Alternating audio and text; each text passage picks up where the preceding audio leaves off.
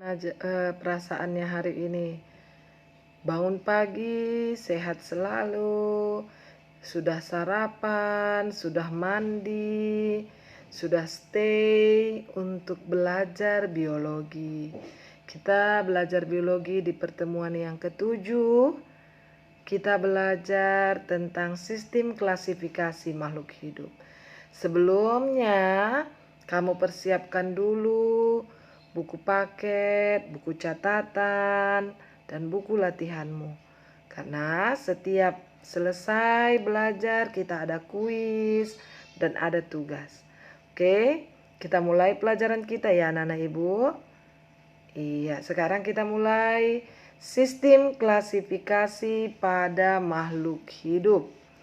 Nah, apa yang kita pelajari pada hari ini yaitu tata nama binomial dan tahapan dalam klasifikasi.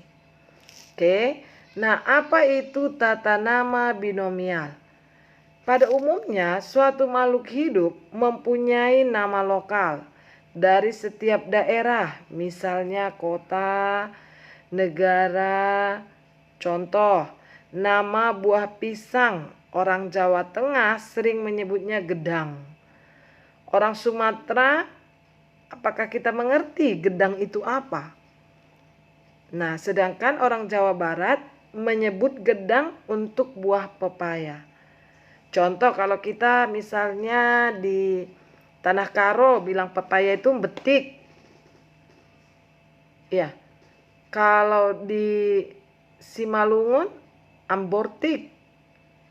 Kalau bahasa sehari-hari kadang bilangnya kates. Ya kan? Nah, itu dia. Nah, jadi untuk menciptakan komunikasi yang lebih mudah antara pihak yang satu dengan pihak yang lain, maka setiap makhluk hidup harus memiliki nama yang dikenal di seluruh dunia.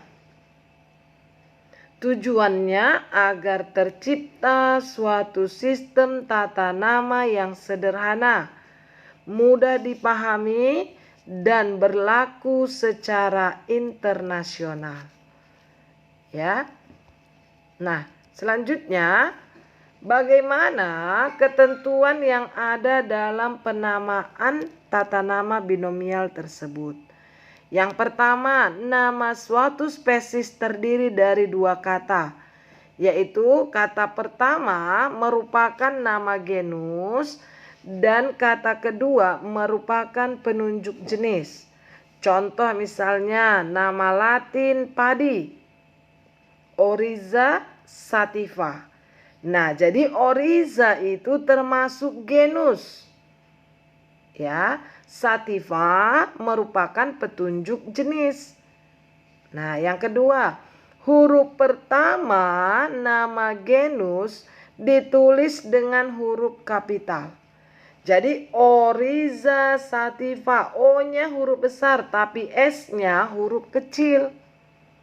Nah, sedangkan huruf pertama nama petunjuk jenis ditulis dengan huruf kecil. Yang ketiga, nama spesies menggunakan bahasa Latin atau yang dilatinkan. Misalnya Bambusa spinosa, bambu berduri. Carica papaya, itu pepaya. Kalau pisang, Musa paradisiaca. Jagung, Jimes. Mangga, Mangifera indica. Durian, Duriozibenthus. Banyak lagi macam-macamnya. Contoh misalnya ayam, Gallus gallus. Kucing, Felix tigris. Nah, oke. Itulah dia. Yang keempat, nama spesies dicetak miring kalau pakai komputer. Kalau tulis tangan digaris bawahi. Ya. Nah, apabila nama tumbuhan terdiri atas lebih dari dua kata, maka kata kedua dan berikutnya harus digabungkan. Misalnya pada bunga raya atau bunga kembang sepatu. yaitu Hibiscus rosasinensis. Kamu perhatikan cara penulisannya ya nak.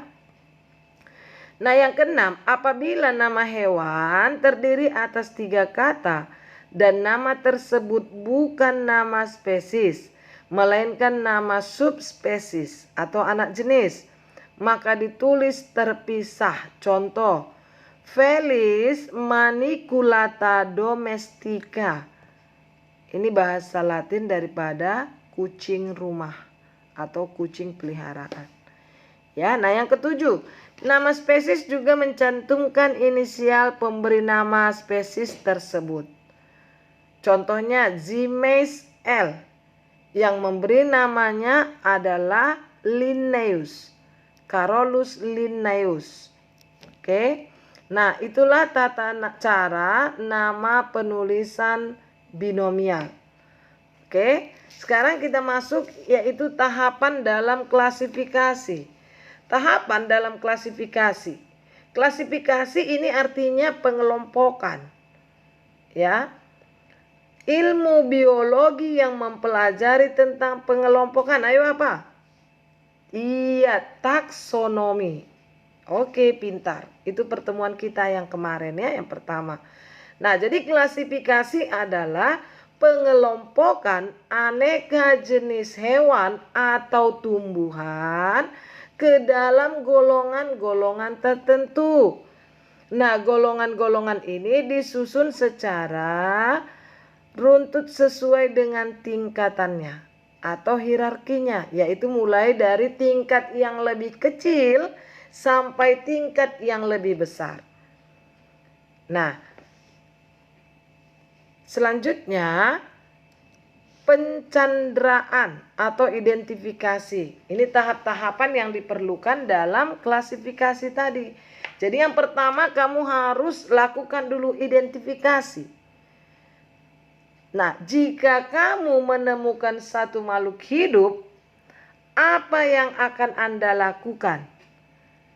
Nah, sebagai proses awal dalam hal mengidentifikasi, maka proses ini harus kamu lakukan secara cermat dan teliti.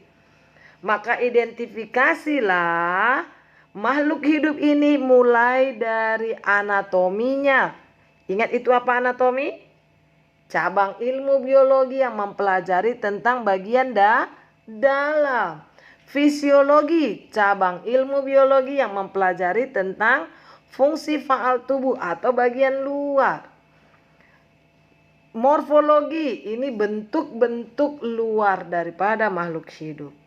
Kalau perlu, kamu harus pahami sampai ciri-ciri biokimiawinya. Oke? Nah, yang kedua, setelah kamu identifikasi, maka kamu adakan pengelompokan. Nah, kalau kamu sudah mengetahui ciri-ciri hewan tadi atau ciri-ciri tumbuhan tadi atau ciri-ciri makhluk hidup tadi, maka kamu harus kelompokkan mana ciri-ciri yang sama. Misalnya, oh ini sama-sama monokotil, ini sama-sama dikotil, ini sama-sama mamalia, ini sama-sama reptil. Nah, begitu seterusnya. Jadi makin rendah tingkat takson, makin sedikitlah anggotanya. Tetapi persamaan ciri-ciri yang dimilikinya semakin banyak. Karena semakin kecil rendah dia, kan semakin banyak perbedaannya. Tapi jenisnya semakin banyak juga.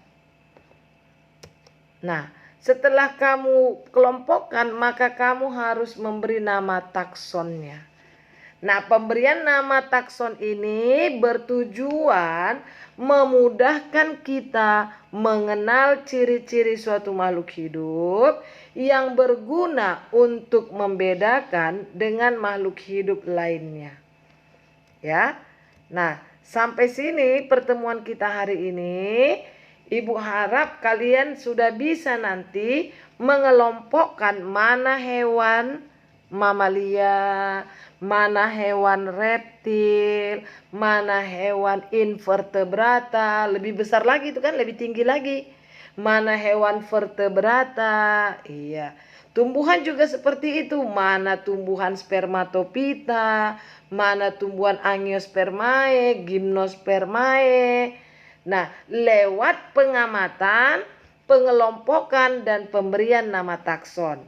Oke, semoga ilmu yang Ibu berikan dapat berguna dan kamu dapat mengerti. Ya, sampai ketemu minggu depan. Ibu harap kalian tetap jaga kesehatan, tetap makan makanan sehat. Sampai di sini. Bye-bye.